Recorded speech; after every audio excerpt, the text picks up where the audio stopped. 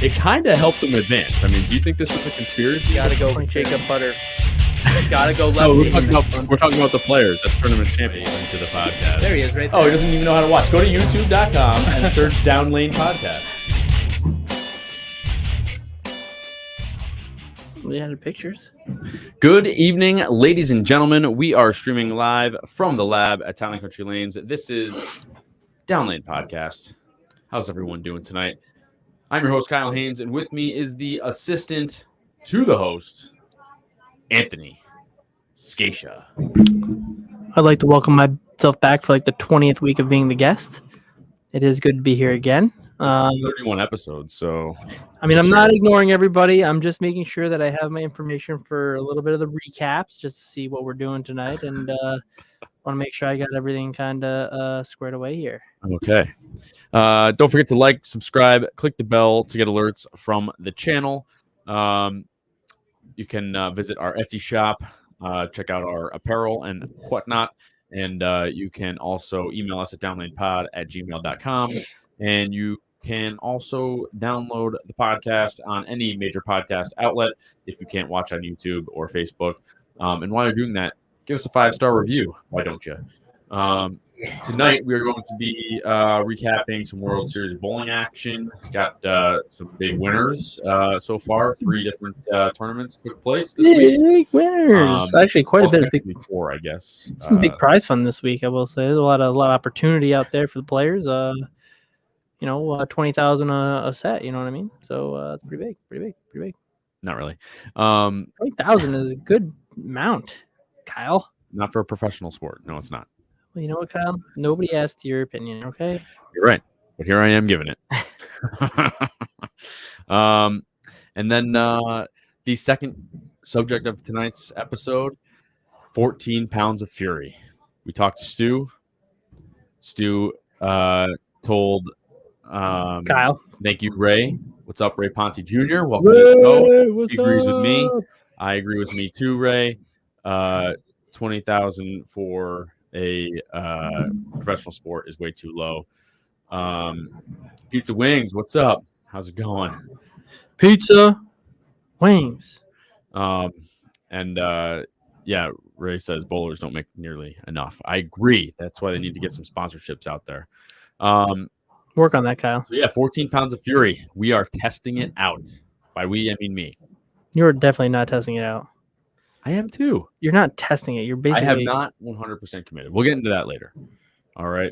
Before all that, Anthony, how was your week this week? What's this week?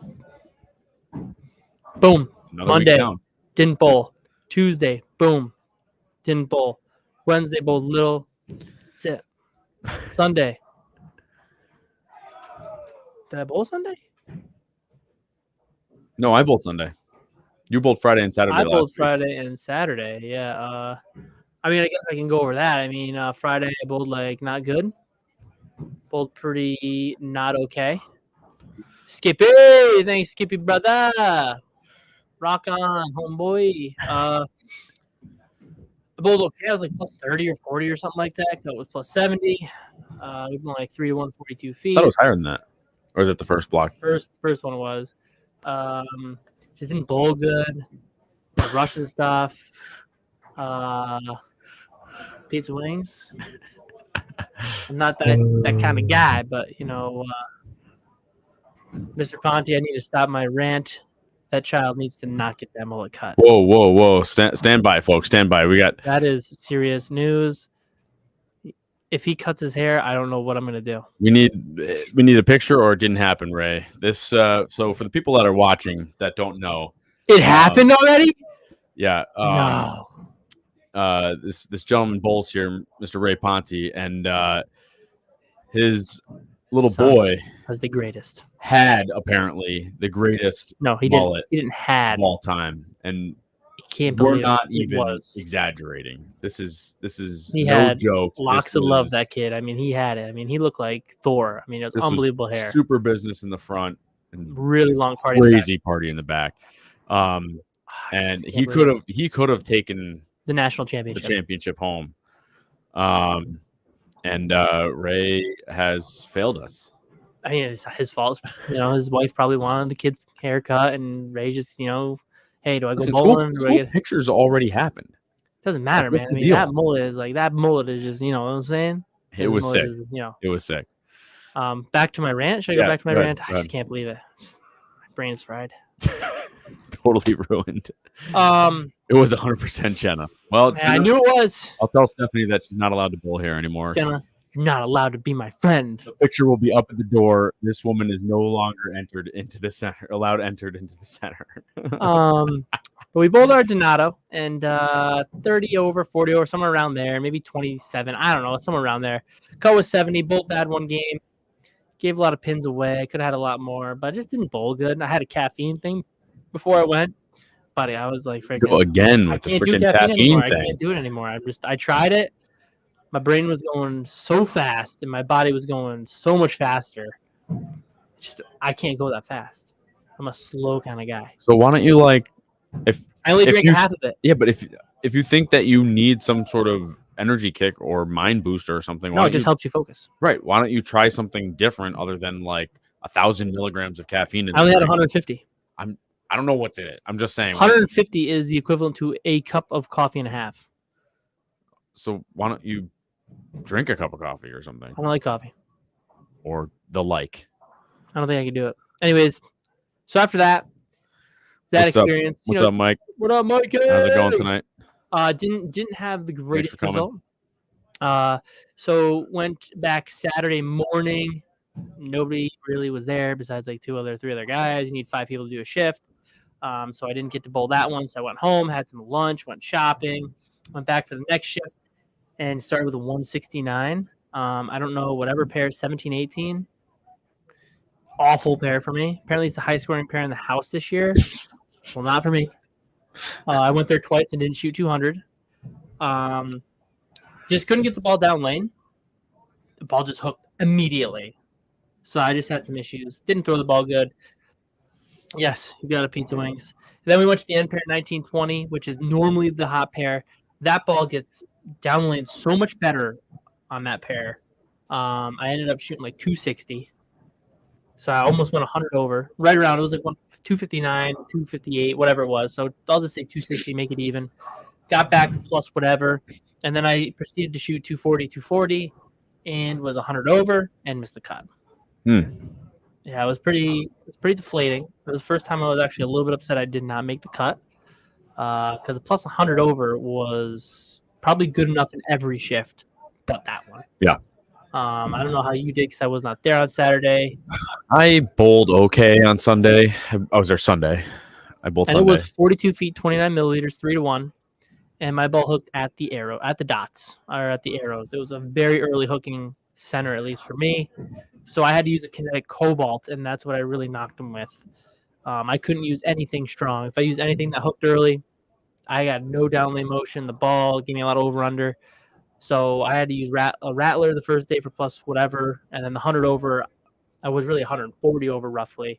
I used that kinetic cobalt, which just came out today. So that's what we're dealing with, so everybody knows what we bowled on. Yeah, so my numbers were not anywhere good enough, but I couldn't get the reaction that I needed. I had a couple of good games, but a lot of bad games, and my spare shooting was really bad.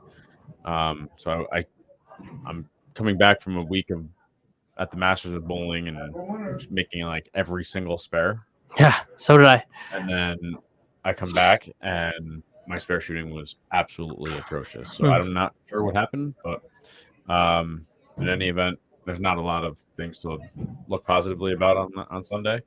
I didn't feel like I was throwing it super great, but not terrible. But the thing I noticed is, like you said, there's so much friction there, I guess. I couldn't get the ball to the corner like a lot of the guys were getting. The guys that scored a lot, they could get the ball to the right and hook. I couldn't get the ball to the right and hook. You were to the right? No. They were to the right? To the right. They were getting the ball to the right and having it hook. Yeah, see, that was my thing. The people that made our squad, well, RJ was one of them. He used some microcell polymer motive gray ball, the carbide tank. and that's kind of a little bit smoother, I think. But he played the middle, and the other two people were the Capullos, Debbie and Jason, and they just played the outside part of the lane and just walked it in. And if I threw the ball anywhere where they threw it, my ball would literally hook early, and it would just hook off my hand. Yeah, I know. I tried to go to the outside, and I went was into out. not. I don't know how they did that. Yeah, I don't know how it happened either. I had to go way into out, which I'm not complaining because I still went 100 over, but it was a little surprising to be on 29 mils and 42 feet and have to go to a ball that weak, that fast, and get into out with it. Yeah. You know, it looked like the gutter was pretty open, and I was okay with that, but it was like they were really like hooking early. So if you didn't get into out, unless you had like a weaker hand or you were spinny, you know, you could get there. But if you had a stronger hand or a higher rev rate or slower ball speed, you couldn't really get into that portion of the lane that you kind of needed to play, I felt like. So you had to be really into out. And if you couldn't get at the corner, you couldn't strike. Because that happened to me quite a bit. All just kind of puked down lane. And then I went to that kinetic ball, which was super slimy for whatever reason. The cover was just slimy. And I was able to get the ball to the corner really well the rest of the day. I could literally just throw it left. But I don't know what else you had on the right because you were totally different day. Yeah. So they could have played our scores were lower the first block. It was 66 to make the cut, plus 66. Yeah. And the second block they didn't oil, so it was a lot higher. It was they broke down. They just broke to the right. Yeah. But I still wasn't even close. I had one game where I had like the front four spare, so I could have like struck out for a 279 or something. But once I had to adjust a little bit, I like totally lost the lane. So I don't know. But I had a really good look with my IQ Tour that was working a little bit. But once I had to move in, it was gone. It's not strong enough to get around the corner. Yeah. That's why I had the asymmetry to try to help peel it up off that spot. And I was lucky enough to get something that worked. I mean, I didn't make the cut, so was I really lucky? But no, I was lucky enough to find something after the 160 to get to 100 over. You know, that's a lot to get back over. You know what I mean? Yeah. That's a lot to get to. A boatload. After that. So I bowled really well after that point. Right.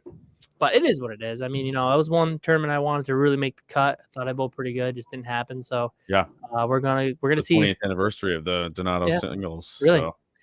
So we'll be down this weekend. I'm pretty sure we're going to Rippix this weekend for their 10 gamer. Who else is going? Matt Fazzone, I guess. Ooh, Fazzone Baloney. So I guess we're gonna go down to the 10 gamer. We should see there Dan. Short for 5 games, re-oil long for 5 games. I think it's just a sweeper. So we'll see who can carry on. Winner of the squad gets a $100 bonus. So let's hope that I can lead both and hopefully win. Pizza Wings, I don't get this. Anthony's the second most famous Kyle sidekick in bowling. What's the first most? The chair? Have to be Chris Barnes. That's what would be my guess, because technically he is the sidekick to Stu.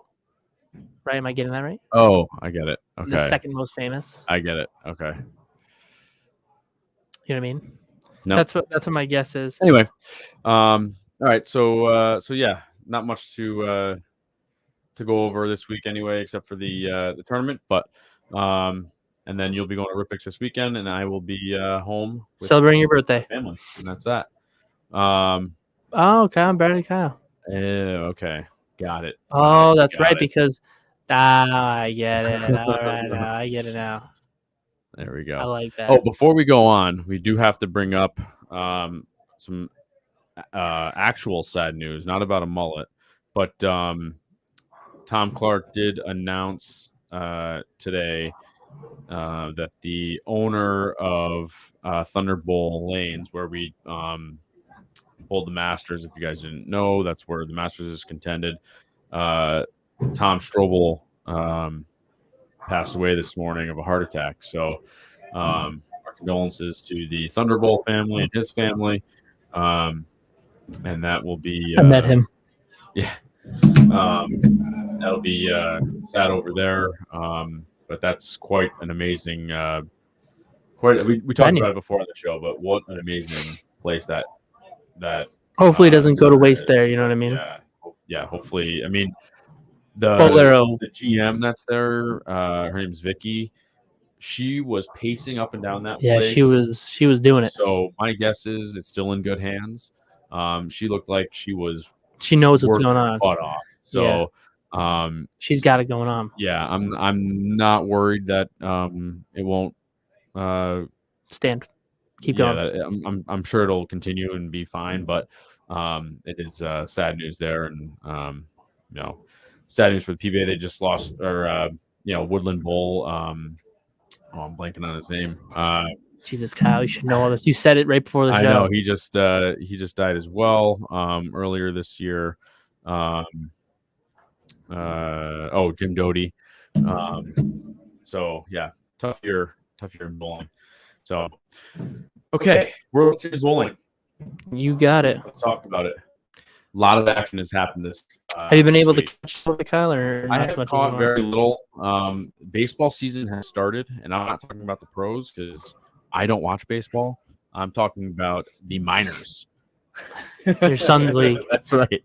I'm helping out Zach's team, so we got a lot of practice going on, and I'm at baseball, and Ethan started T-ball this year, so it's been practices galore. And so I have not caught much of the World Series other than some videos and whatnot. But I saw who won.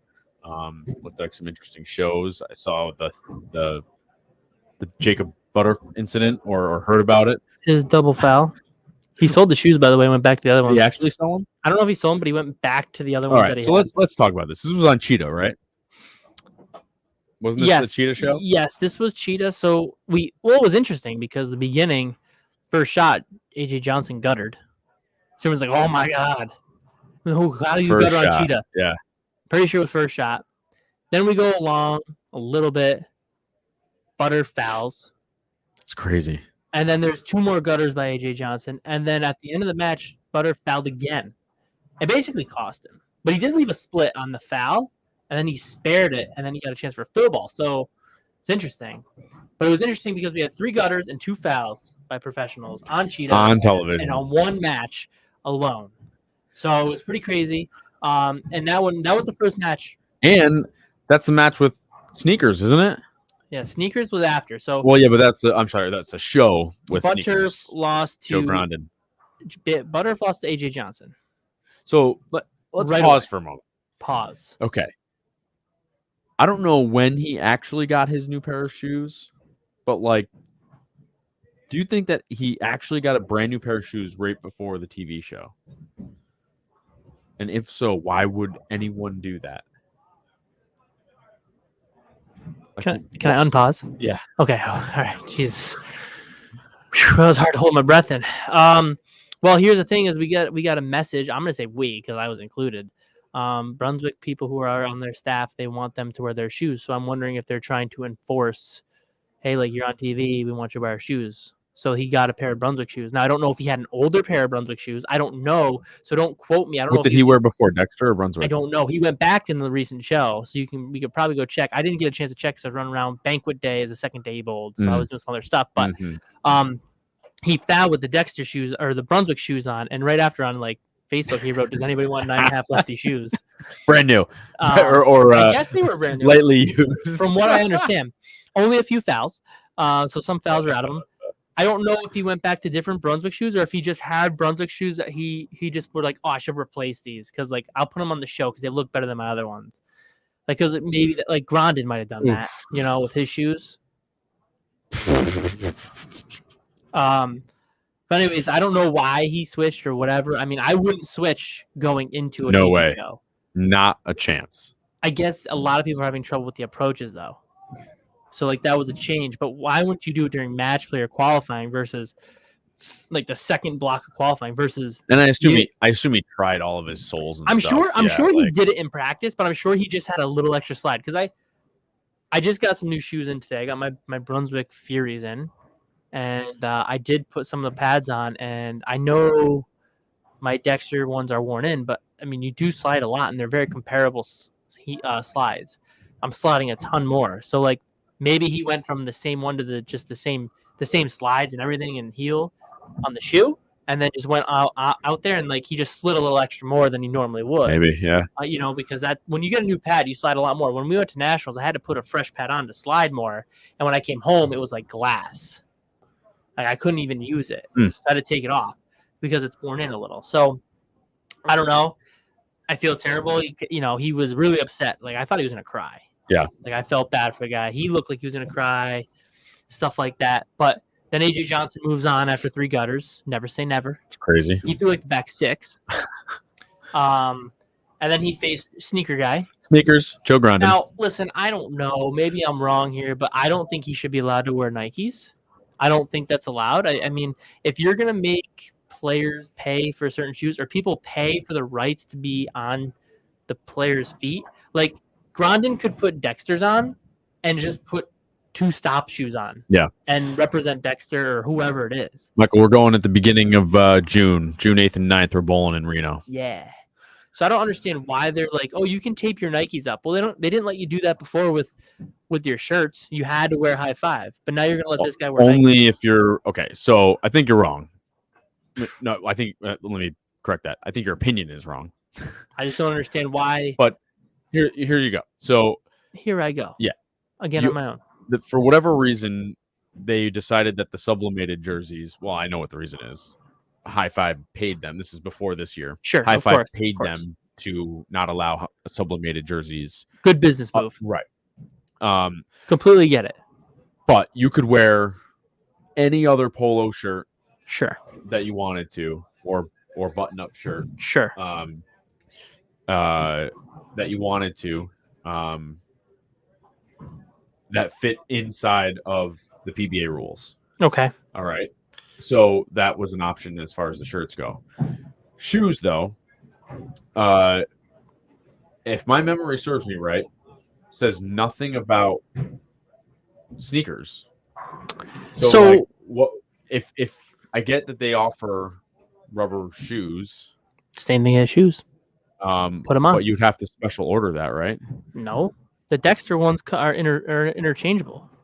Yeah, but you'd have to special. Yeah, but they're going to send you the tire slides ones for one and rubber for the other. All you got to do is order another pad. Right. It's not rocket science. But why should he have to spend $200 on a pair of bowling shoes when he can wear a comfortable pair of sneakers?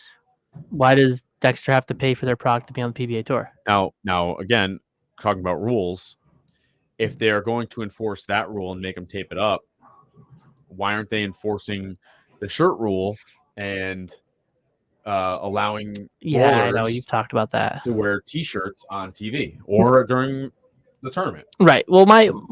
First we're talking about shoes, so maybe I shouldn't have gotten off topic, but I do know that a gentleman went to go bowl a senior masters, which is a PBA event, right? And he wore, this was recent, like 3 or 4 years ago. Yeah.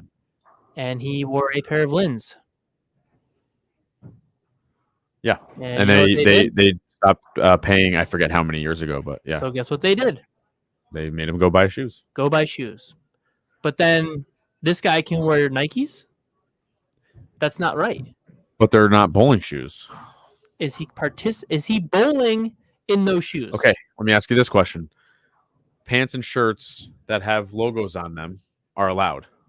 I don't even know what that means. Pants. Like, what do you mean? Pants and shirts. Okay. Just regular pants and shirts. If you wear a polo shirt with your name on it, and it has a swoosh or the little you're allowed to use it. Yeah. You are allowed to have it, and you don't have to cover it up. Okay. Why are the shoes any different? Well, then they should change it all. Agreed. Because you can't have it one way, not the other. Agreed. That's what I'm getting at. Well, I can't enforce some rules and not others. Yeah, I mean, if you're gonna have rules, you need to make them all abide by it. And to be completely honest with you, I think it's stupid. I think there shouldn't be product register crap. Like bowling balls, sure, but like it's a money grab. Accessories, like give me a break. Like if I want to wear freaking some Chinese pyramid shoe, I should be able to wear that. If the stuff is certified under the USBC, you should be allowed to use it, unless they're not allowing gloves or whatever. Yeah, sure, I get that, but yeah, it's stupid because it doesn't make any sense that he gets to wear those, but then if you wear a bowling shoe that's not product registered, he's got to buy a different pair, but he can wear Nikes. Well, that's just not fair. That's not even right. I think it's silly that they made him tape it up because he's wearing Nike sneakers that are taped up, but all the guys have Adidas pants or Nike shirt. Well, none of them wear those shirts. Yeah, I anymore, guess but so. I guess I can see that. blatantly on their pants. It's on their clothes. I mean, if they're gonna pick one thing, then they got to pick everybody. Right. But I mean, I just think it's dumb. I think you either don't enforce it or enforce it all. Right. But Agreed. like, then you're gonna make me buy different pants, or I'm gonna have to black out my logos. That's my point. Don't make one person tape off one piece and not the pants. Pizza wings. That is very impressive. I'd like to see a video. Picture or it didn't happen. Pizza wings. Picture or it didn't happen. I don't agree with the shoe thing. I think you shouldn't be allowed to wear them. Sure, who else wears? But the other thing is, who wears T-shirts or polos when they bowl that are not sublimated on tour when you're on TV? Oh, yeah, exactly. You're not on TV though. Right. When you're on TV, there should be a TV final. There is. There are rules for TV finals. Apparently, there are no rules. There are separate rules. Whatever. I just disagree. Not separate rules, but there are rules. Anyways, Grondin defeated Johnson. Yeah. Okay. And after that, Grondin. Well, let's talk about Johnson for a second, because like this kid. Wait, did he lose the EJ? No, he lost to Sneakers. He lost. Well, EJ beat Sneakers. Yeah, I'm saying AJ lost to Sneakers. Yeah, and then Sneakers lost to AJ. Yeah. And or no, EJ. EJ. And then EJ beat BJ Moore. AJ has not been able to. How many J's are there in there? There's AJ, BJ, EJ. Somebody with a J in their name won, all right?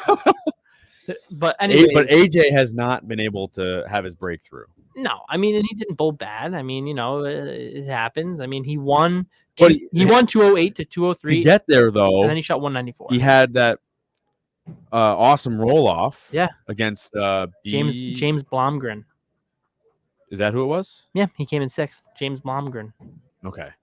But yeah, he had that amazing roll off. He had that under pressure, but then on TV, he just hasn't been able to seal the deal. Yeah, TV's just a different animal. You know what I mean? Do you? You've been on TV. I don't. I haven't been on TV. It's tough under the lights, man. You know, it's a whole different animal. You know what I mean? But yeah, so EJ won that one, and the dude's just on fire. It's ridiculous. Very good player. And then we went to Scorpion the next day, where EJ makes it to the finals again. Hang on, let me go back for a second. Is AJ going to win? To have his moment? Is he going to get out of his own way? Yeah, I'm sure. Eventually, somebody's going to lose for him. Wow. I'm not even saying like he's a bad player, but eventually, like it's kind of like, listen, I'm not going to say I'm on that level, but when I go bowl match play, I've lost 250 to 260 and 240 to 250. Right. And then I lost another tournament, came in second, averaged 251 for 8 games. You didn't lose the match. The guys just beat me. Right. Like, it's just kind of, yeah, he shot 190, is what it is. But I shouldn't say you didn't lose the match. You didn't give away the match. Yeah, and I don't think he does either. I just think that, sometimes the other guy just bowls a little bit better. Yeah. And how many opportunities does he really get all the time? Mm-hmm. You see him, football players get 16 games a year plus the playoffs if they make it. Bowlers have how many events a year? So we see him once or twice a year. And he's made TV quite a bit, but yeah, sure. But I'm just saying once or twice on that. It's just a guess. I don't know how many times he's made it, but let's say he makes it twice a year. I mean, and if he's had 8 years, he's been on TV 16 times, and just I'm sure he's had some bad games. I'm sure he's had some really good games where he should have won, but. I'm sure that he'll get it eventually. Obviously, he throws the ball freaking good enough. Yeah. You know what I mean? I mean, he was just so freaking into it. I couldn't believe it. I didn't know. If I threw 3 gutter balls on TV, I might have ripped my shirt in half. I don't know. But the guy stayed in it and threw 6 strikes, and then he ended up winning. And everyone's like, what the heck just happened? He fouled. He threw 3 gutters, and then he threw back 6. That had to help keep him in it, right? Like, mentally, I mean. Yeah. Because like he was getting it to bounce off the edge. Everyone knows in this place how I am. And, like, 3 gutter balls, even like after the first one I would shrug off and just be like, trust is a must, your game is a bust. That's right. It would be what it is, you know what I mean? Screw the exemption, Dan. There should be no exemption. But I want an exemption to wear bowl with bumpers when I go. But after the second one, it had to just start churning in his brain, you know what I mean? The balls didn't come off the gutter on those two, but he might have got a little bit right. I mean, they look pretty good, and all some balls. But usually on Cheetah, from experience, just bowling on it, right off the you gutter. just throw it there. I mean, he did.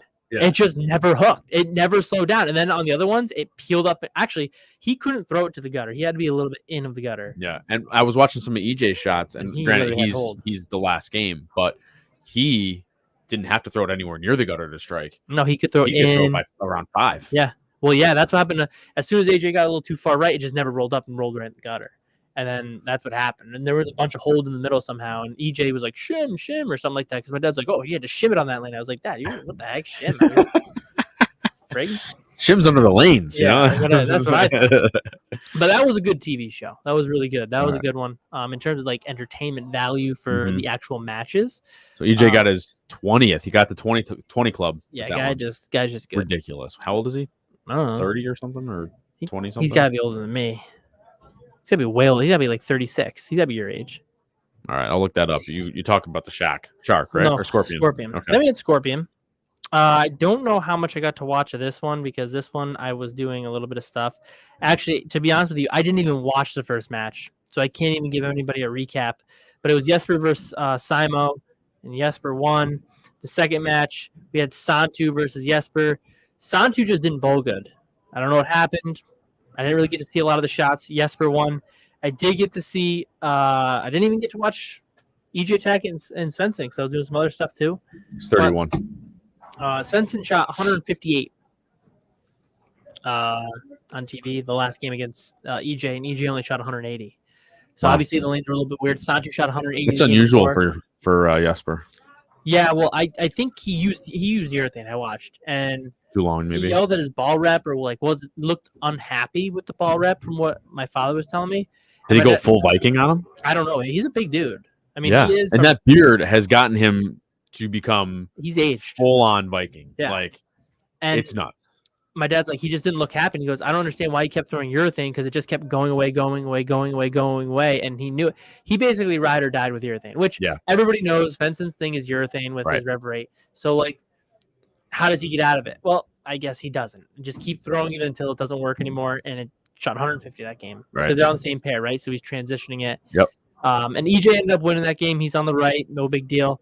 And then the title match. I did get to see the title match. Butturf versus Tackett, and old shoes. I didn't pay attention to that too much, but Butturf did win 225-217. It came down to the wire pretty well. I was rooting for Lefty Love. I mean, he's just good. I don't know what to say. I mean, he's back. Three gutter balls. Where's brackets? You got a pizza. That's right, pizza wings. Where's brackets, baby? Game is a bust. But so I don't know how it happened or what happened, but if I ever make TV pizza wings, that's what I'm gonna do. If I throw it in the gutter, I'm gonna have that shirt on underneath and just like lift it up. Yeah, you're gonna have to get an exemption for that. Butterf bowled really good. I mean, he just was able to do what he had to do to win. How about we were talking about mental epiphanies, not epiphanies, but just mental game with AJ struggling to get his breakthrough. Imagine going from 2 fouls and losing to having to show up the next day for a title match. You're the top seed title match, and you freaking win it. Like, not for nothing, we give Butturf behind the scenes a lot of jokes, and the dude's good. Listen, I did ball good, and he wins, man. I gave him a lot of like grief, like, man. But then you watch it in real life, and you're like, I bowled on the same thing he bowled on, and watched a video of it, and said, my ball hooked about 3 boards, and he's playing third arrow all day on the fresh. You know what I mean? Yeah. And that's where, like, the dude's just good. And so now I kind of root for him quite often. Yeah. Because I just think that, as a lefty, he just, even though he's got that funny game, he can freaking tear it up off his hand. Yeah. And he just makes it so much different. EJ's 30, I'm 29, so I better start strapping on him. But I mean, it's incredible to watch. And EJ bowled pretty good too. I mean, they were neck and neck right to the end. And then Butturf left, I believe it was a spare there. It was a 1, 2. It had to be like a 3, 9, 10 bucket without the 5. And he had to make that, and then he had to, I think, strike to basically shut him out, or 9 or whatever. And he did. He got the spare, and I was like, oh my god, is he gonna make it? He made it, and then ended up securing the W. And EJ bowled really good again. I mean, it's hard to beat that guy, and Butterf did. So it was good to see a lefty win. He was a little emotional. First win in 3 years. Mom passed away. Been that long? Yeah, his mom passed away a few years ago, or a year ago, whatever it is. Wow. So like that was his first win. He was emotional. It was good to see. But that was an okay one. That wasn't as good as Cheetah. Cheetah I thought was a little more entertaining. The scores were a little higher. Cheetah's always kind of entertaining because the score's higher. You get a crazy pin carry because of the ball motion. So yeah. And then taking that emotion into yesterday. Now, did you see yesterday's show? Nothing. My God, you're terrible. I'm sorry. It is what it is. I had to go see another piece of artwork from Zach. Good for him. He's killing it. Yeah, killing it in the art department. So we had Sam Cooley versus Simo, or Santu the first game. Is that right? Is he Australian? Yeah, he is. He's from Down Under. Hello. And listen, there's 5 guys. There were 4 2-handers and 1 1-hander. So you know who I'm rooting for. Oh, I'm rooting one-handy all day. I'm rooting for Sam Cooley because he is the odd man out right now. But I'm like, if he gets to the top, I'm rooting for Ogle because he's my boy. He's my fishing partner. Fair enough. Because I freaking love him. He is awesome. Wait, you know what? It just hit me. Yeah. His name is Ogle. Yep. And he, ogles you. Is that like a real word? Yeah, like if you ogle or I don't like what you're doing with your eyes. Or whatever it is. I don't like what you're doing. It's weird. Yeah, his eyes don't look like that. When you stare at people, it's like normal. ogling or ogling or I forget what the word is. But that's so weird. I just realized that. I didn't. But I mean, I love Cooley's game because it's so weird. But he just saws on it. I mean, it's awesome to watch. I wouldn't consider it sawing. He saws on it, dude. It's his just record is weird. 5, it's 10, just 5, 15 or whatever it was. I can't even explain what his hand does. It's like out this way and over this way, and he's like the weirdest thing. And it's like, whoa, he throws it good. Yeah. However he throws it good. He won the first game 240 to 212. Santu again, a good showing. Are you talking about his hair or are you talking about bowling? Well, he shot 212, and it's not bad, but I mean, another top 5. You know what I mean? So he lost to Cooley, so I was like, oh, cool. I missed the match between Simo and Cooley because I was doing something else. Pretty sure Cooley had to punch out to shut him out for sure. It ended up being 238, 221, and Cooley re-racked. I saw the end of it, and he had to throw a double 9. And I mean, the first one, he tugged. I was drilling Joey's ball. That's what I was doing. Thanks, Joe. But I saw whatever, and I mean, he saw it on this ball. It looked like it was gonna hook, but it was super long. Shark, I think it was shark, right? Shark. Did I say it was shark? Yeah, shark. Yep. And there's just so many patterns. Yes. You don't want to get confused. And the ball just sat there and ripped the rack, and I was like, wow. And then the next one, he missed a little right, but just roared back quickly, and it just played just perfectly. And I'm like, good. I'm freaking I mean, Cooley from Down Under, he's freaking pulling him rip toe undercurrent, whatever that's called. You know what I mean? So he took care of them, took care of the 2-handers, and then we get into match 3. And it's tough because I like Packy. Ogle, right? Versus Cooley. Packy versus Cooley. Oh, match 3, not match 4. I'm sorry. Yeah. Okay. And it was close. I mean, Cooley goes off for 240 again. I can be the show. Yeah. Went off for another 240. And, I mean, Cooley's just on fire at this point. Packy bowled pretty good. He used Purple Hammer. Just didn't seem like it was the right piece. I don't know if he ball changed after it, but Cooley just freaking lit him up. Just, unbelievable. And then the last match. What was Cooley using? Cooley was using, it looked like a supernova, but I think it was a gem because the oil's blue. So it looked like a green and a dark blue, but it said gem on the side. I was like, is that an overseas gem? Because it was so bluey, greeny. Yep. But I forgot that the gem is a yellow. So I'm sure for whatever reason I was looking at, the blue oil went over the yellow and made it like a green. Yep. So I'm pretty sure it was a gem. Gotcha. I mean, it was cornering pretty good, too. I was really surprised. I mean, 48 feet, but he was in. And then I'm watching Matt Ogle. He threw a defender hybrid on the one lane. I forget what other ball he was throwing on the other lane. He was throwing 2 different balls. I don't know if Cooley was, too. I can't remember Cooley. But it ended up being Ogle needed a spare. He needed to basically throw. What did he need to throw? He needed a mark and 9 to win. A mark and 8 to win. Yep. It's Nick Harris. Yeah. Here. Thanks, bud. No problem. Cheers. Wow. Delivery.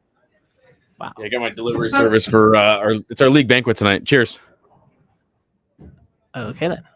All right, good for you. So, anyways, he needed a mark in like 9 to win, to shut him out, from what I remember. And he left a 10 pin, and like this was crazy. Like Butterf was emotional after the fact, right? Mm-hmm. He was just happy. Like he's been there, done that. He's got some titles on TV. He was a little bit more held it in.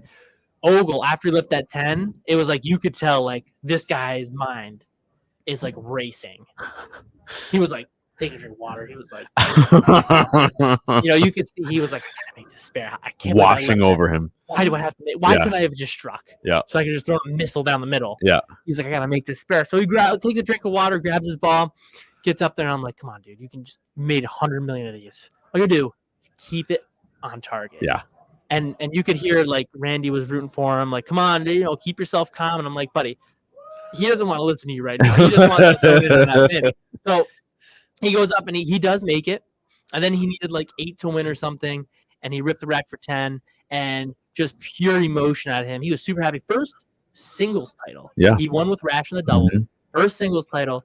Dude was just overgrown with joy. He was over with his family, giving him hugs. He was so happy. It took him a while to get to the trophy. I didn't get to see Cooley's last shots. That sucked because I like the way he throws it. But he did win, and he was super emotional, super excited. And it seemed like, he was like relieved that it was over, that he finally won. Like it's over. Like I didn't have to. I made that 10 pin because if he missed that 10 pin, because the score was 204 to 191. I don't know what Cooley did if he just threw it down the middle at the end. Yeah. But it was 204 191. Ogle wins, so that was good to see. It was a heck of a match all the way down to the wire too. So all the 3 telecasts came down to the wire pretty well.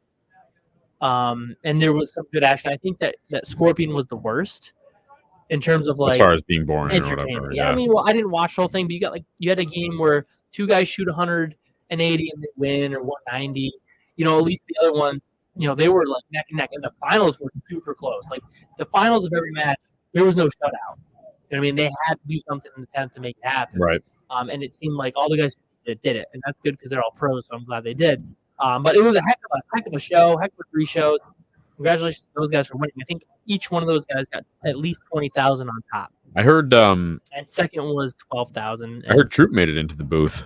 Were you able to hear any of the commentary? I did not. But I heard that he was a little bit quiet because he wasn't sure what was going on. Like when the guys went up the bowl, you have to be quiet. And I feel like he's more reserved than on the mic than he had to be. Well, I think he was because he was, first of all, he knows him, so he doesn't want to distract him. But 2, I think he's more of a flamboyant guy where he could give you an awesome show, but like he had to hold it in a little bit because obviously he doesn't want to take away from the bowlers or like distract them or anything. Because if it was Pete Weber, God forbid, you'd be in trouble.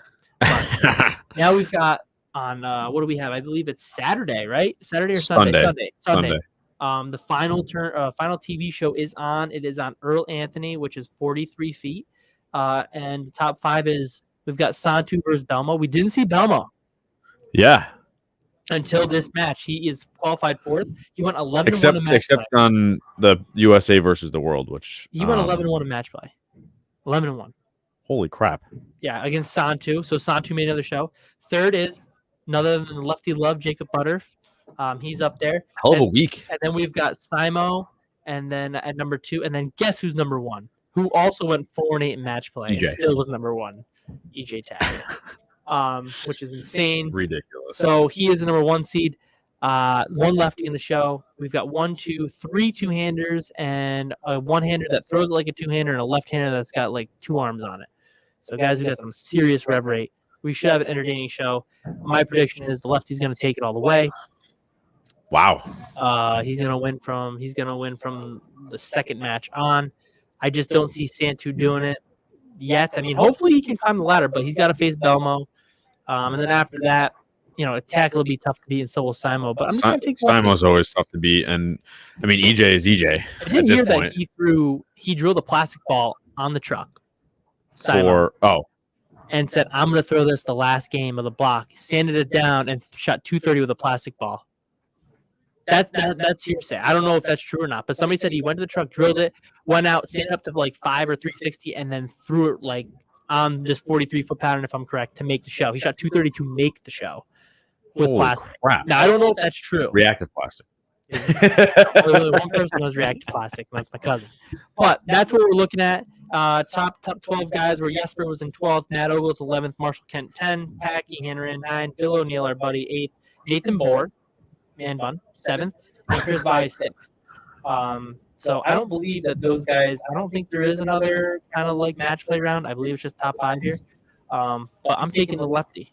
There was only one lefty in this cut too. Oh, two.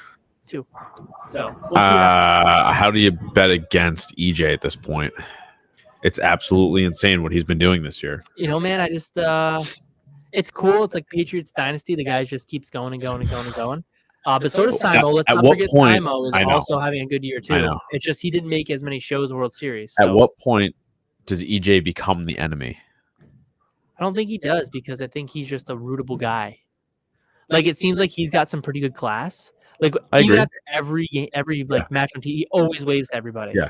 You know what I mean? Yeah. So it seems like he's always got some really good. He's not the bad guy. He's not the heel. Your enemy is always Simo.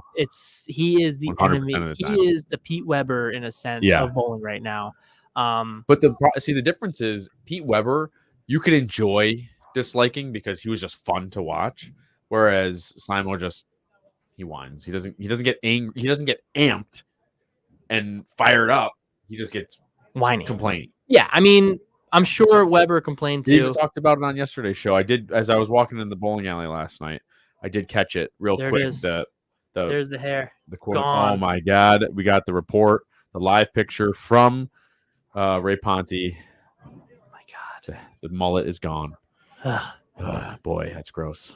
I just think that Simo is the Pete Weber right now. He is kind of the guy of anyone. He is the bad boy. Yeah. He is the guy. He's kind of taken that mantle, and I think he kind of likes it. Sure, I think he likes it. He likes to have that energy, that fire. Yeah, which is cool. I mean, it's good. At least we get some authenticity from it. I mean, I'm not really. I know I've complained about it before, but maybe we don't have enough of it.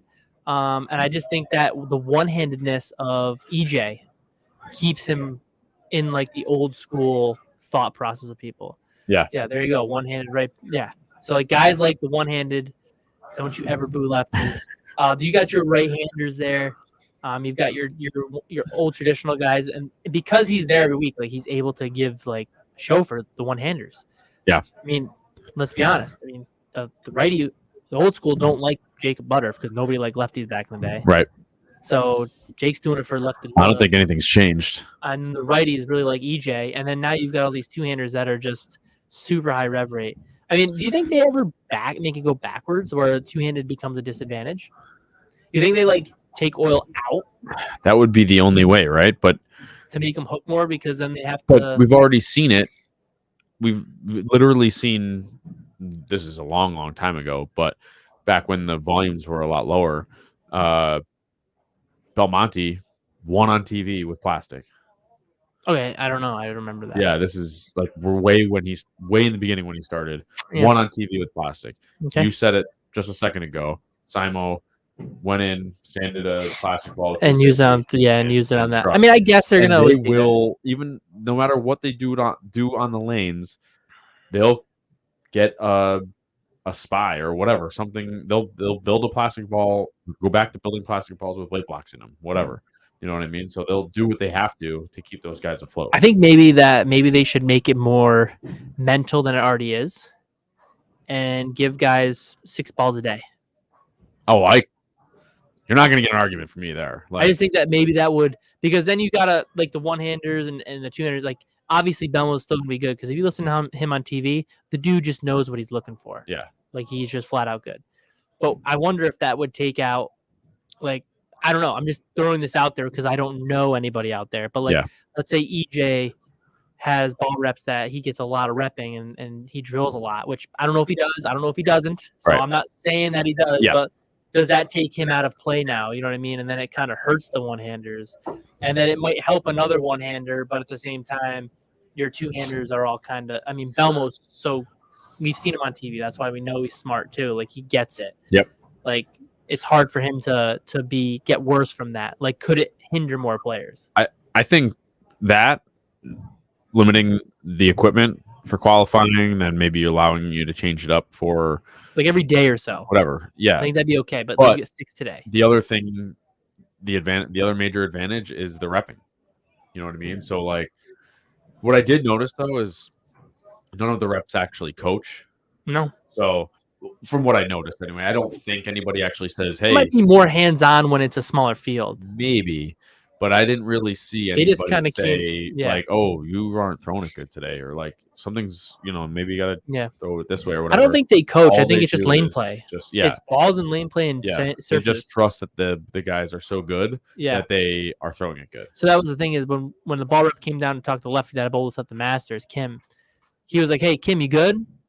And he would give him a thumbs up or a thumbs down. If it was a thumbs down, he'd come down and be like, "Well, what are you looking at? Yeah, I think you should do. Yeah, oh, you're seeing this. I think. What else do you have in the bag? Well, what do you want to do? I think that'll be good." And it's like I think. Regardless, I still think it should be out of play. Yeah, I still think maybe not in a PBA event, but at a national level USDC Master, I think it should be out. But anyway, that in itself would take guys out. Would take probably massive numbers of guys out. Possibly. You don't think that they still have a hand in it before they go out and bowl?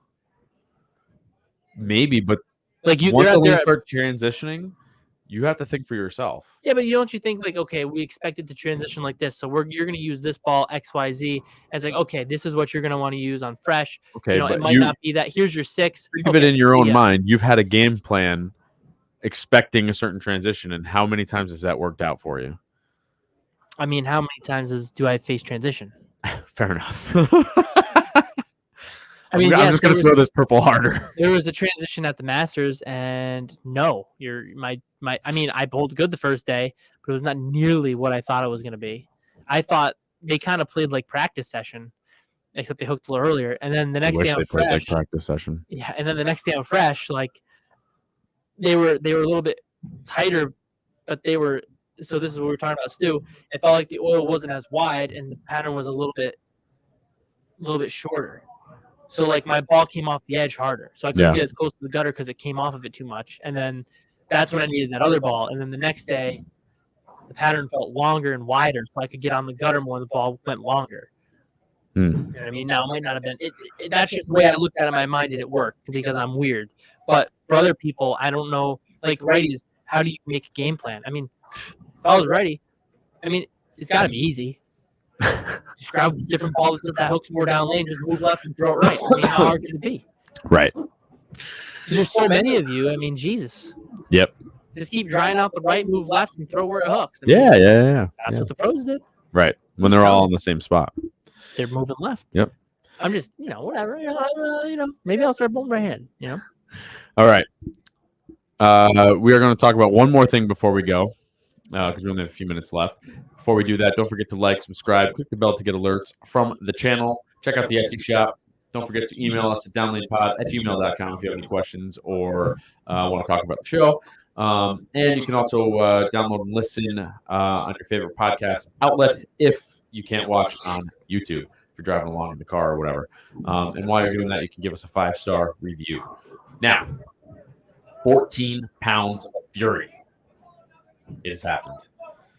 So last week, right? 2 weeks ago? Last week. Talking to Stewie. Yeah. We talked to Stu Williams. It was last week? Maybe. I don't remember anymore. We talked to Stu, and Stu said, "What are you waiting for?" In my best European accent, English accent. And, what are you waiting for? And so... I don't even know if that's a good accent. Yeah, so bowled in the Donato, didn't bowl great. And I noticed that needed some more downlane reaction, and then I also had a lot of missed shots. So I'm like, I wonder if 14 pounds will help with that. So I'm like, you know what? Do you have any pain? Oh, dude, Sunday couldn't even sit down. My lower back was killing me. So I came in. What day was that? Monday. Yes. Monday, I come in and I said, "Get any 14s?" So he's like looking around the wall and he's like, "No, I don't have any 14s." I'm not buying a new bowling ball, Anthony. I just want to know if there's 14 pounds laying around. Found another one, by the way. You did? Yeah. What is it? It's a raw hammer. Oh, you buy that thing? Anyway, so So he literally shuffles around bowling bags and finds a The lightest 14-pound 5-year-old turmoil DV8 turmoil that it was fully already plugged. Touchdown, Jesus. Drop some holes in it. He goes, "You gonna drill that right now? You're not busy." I was like, "Okay." So I did, and it was a light 14. Like, it does not feel 14, but we waited to make sure. Yeah, it was 14 pounds. And yeah, I mean, you had some good success with it. You didn't really see any pin carry difference. I don't think. I don't know. The one thing I noticed. All right, there's carry wise, or whatever you want to call it. Pin carry. Yeah. The one thing I notice is it's not the pins. It's the miss room on the lane. If with a couple of days that I've bowled with it. So missing to the right, and this is just on the house shot. Missing to the right, I have good reaction, makes it back to the pocket, no problem. Missing to the left, I don't seem to have as much hold.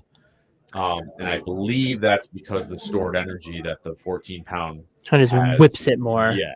And it could also be because we drilled it to be a little more different, not as strong. We didn't really drill it more responsive. We drilled it to go longer. We used a shorter pin than normal, but we still kept the VAL long. I guess so it's not going to be flippy, but it's going to store more energy. That's still more responsive than most of my other stuff. That you drilled to go forward every single ball. Okay, so Kyle gave me free reign on this too. So that's basically the bigger difference. But pin carry wise, I don't think there's a big difference. But I don't think there is. We'll have to see for sure. I think that biggest difference. To a couple of things for me personally, pain wise, I bowled a couple of days this week for like an hour straight, 0 pain in my back, 0 pain in my wrist, and that's a big deal. And then feel wise, the feel on a 14-pound ball in my hand at the line is miles different. Like, I feel like I'm in control of the ball and not the other way around. So like, I'll have a bunch of missed shots with a 15 where not a bunch like in a row, but like, you'll throw a ball, throw it good, and then you'll just have a pitch out, or I do because I'm bad, but I'll have a pitch out. And then, but in this case, like, I am in control of the ball. You're able to kind of project it the right way more often instead of it kind of just doing its own thing, I guess. Yeah, like I feel like I'm not struggling to be in control. Interesting. I did notice, we did check some numbers, and the RGs tend to go up a little bit, which is why we think there's a little more stored energy. I know Billy O'Neill, we know that he got rid of him. We tried to get a few. Apparently we were like 2 weeks late when he switched like last week. Darn it! People must have inside information and got him early. But 2 weeks too late. And how long we've been talking about this? I messaged him in January, literally on the way home. Yeah. From New Year's Eve tournament. No, New Year's Day. No, February. I messaged him on the way home from that doubles tournament. Wasn't it the doubles tournament? No. Maybe I don't know. You can go back and check. It doesn't really make a difference. Either way, I think it was February. It was February. I messaged him after the doubles tournament up there and asked him some questions about 14s and what he thought. And I was considering trying it, and I never pulled the trigger because I kind of just wanted to wait until some downtime. And then Stu called me out do it. and said, just do it, chump. I mean, it's going to be interesting. Ball reaction wise, I think it's better for you too, because you're a little slower and lower rev rate compared to Bill, as well as you're more forward. So like your ball tends to pick up early anyways. So like we're getting more length out of it naturally. And plus the layout's a little bit different. The balls are a little different that we've drilled, obviously higher RGs. So for like your weakness, because we talked about how do we get away from early friction. Yep. And that was like kind of another goat, like, oh, maybe a 14 will be better because they store a little better from what we've heard and what we've seen now. It might help you take away some of those problems that you've had on the lanes where the lanes are older or there's a lot of early friction, because you can kind of make a hook earlier with surface. Or you can use it to try to slow it down more. So that might help you in that sense too, as well as the physical stuff. So we'll have to see where it goes. It might work for certain people like that. Maybe not for Bill. Yeah. But like, because he went back. Yeah. But then you got like TDs still using 14. Yeah, I mean, for certain players, I think Simonelli, they said, was at Yeah. 14. Some other Which guys. I that don't said understand that. He fires the ball. maybe just hooks more down lane, so Yeah. he's able to throw it hard. But we'll have to see. I think it's a good move. I do like the way the balls have rolled, the two of them.